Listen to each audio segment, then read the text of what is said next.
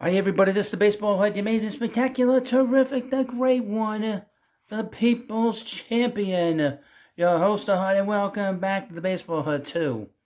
Hope you like this video. Hit that subscribe button. I'm going to talk about the 5 free agents whose markets could heat up soon. Now, as I'm doing this video, the Prospect Hut now needs only 5, count them, 5 subscribers.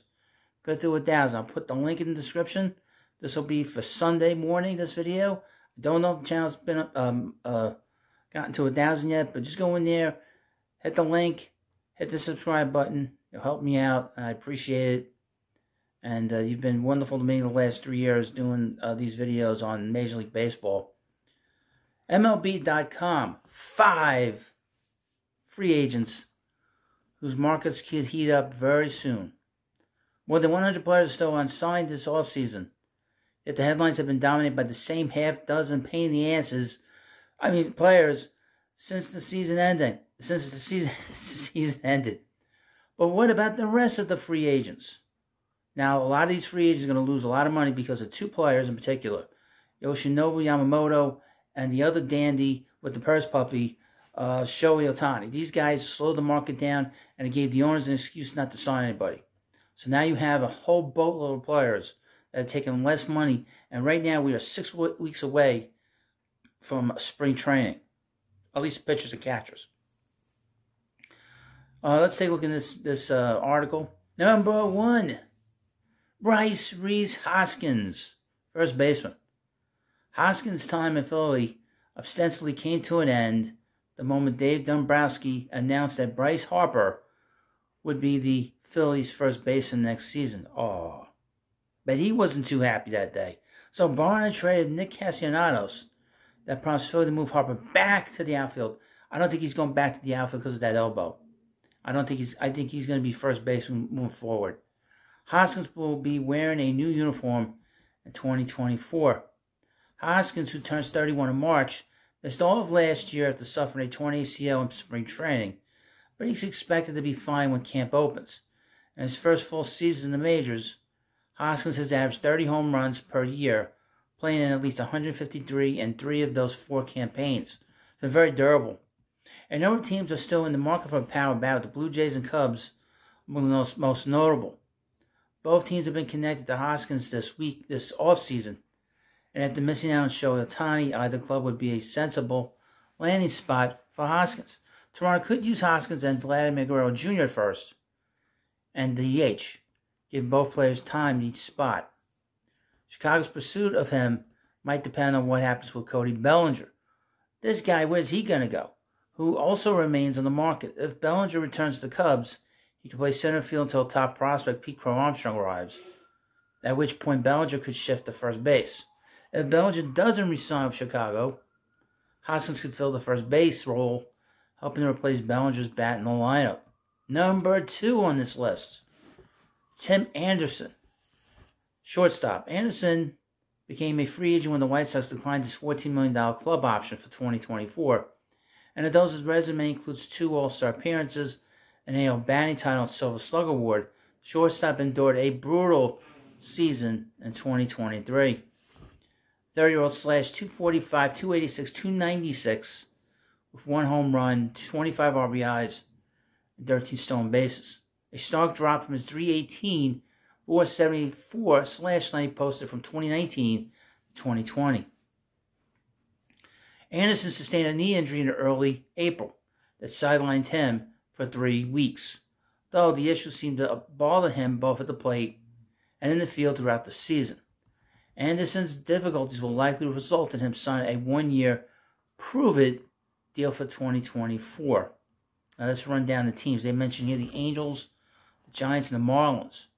San Francisco's number 2 prospect is Marco Luciano, but his brief stint with the Giants last season could prompt the club to bring in a veteran, although Luciano to get more seasoning in the minors. Anderson can also play some second base, giving the Giants options whenever Luciano arrives for good. I just like doing that. That's a great name. Miami currently has John Birdie penciled in at short. And while the Marlins seem unlikely to spend big in free agency, they're one of only 2 teams not to sign a Major League free agent this winter. Anderson's situation might present Miami with a perfect storm. The Marlins they actually are probably going to divest of their players because Sandy Alcantara's hurt. And they have a new general manager down there running the ball club. I would mention the Rays, too. They don't have a shortstop. This is a guy that's made to order for them. I mentioned the Rays because obviously you know about the Wander Franco situation. They don't have a shortstop. Number 3 on this list, Marcus Stroman. We've heard plenty about the top 3 stars on the market, Blake Snell, Jordan Montgomery, and Shota Amanaga. I would mention Amanaga. The rumor is coming from Japan that 2 teams are in on him now, the Giants and the Dodgers. So he might be staying in California. If he signs with the Dodgers, people are going to have a fit. And had injuries and inconsistencies not caused Stroman to endure post-break struggles, the right-hander might have been widely viewed as being on that level. Even after his difficult second half, Stroman opted out the final year and $21 million of his contract, giving the 32-year-old an opportunity to test the free agent market. A number of teams have interest in Stroman, but just as Snell, Montgomery, and Amanaga had to wait for Shohei Ohtani and Yamamoto to sign, Stroman will likely need to wait for some other dominoes to fall before he lands a new deal.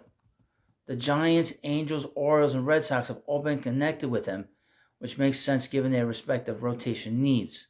A reunion with the Cubs also can't be ruled out, though that seems less likely than Stroman signing with a new club. Jock Peterson. Peterson is drawing interest from teams looking for outfield and or DH help, particularly those in need of a left-handed power bat. The 31-year-old had 15 home runs and a .764 OPS last season, with 14 of those long balls coming against right-handed pitchers.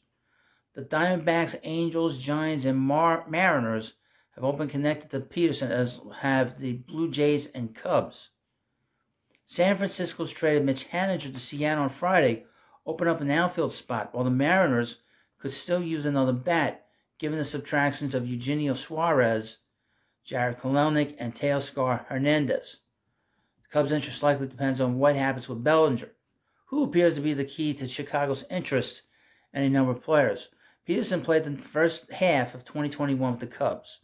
Peterson's postseason history should also be intriguing to potential suitors, as he's played in October 7 times, winning World Series rings with the 2020 Dodgers and 21 Braves. Of course, Peterson isn't the only solid lefty outfield bat in the market. Eddie Rosario's former Braves teammate who won the NLCS MVP honors with Atlanta 21 hit 21 home runs last season, with 18 coming against right-handed pitchers.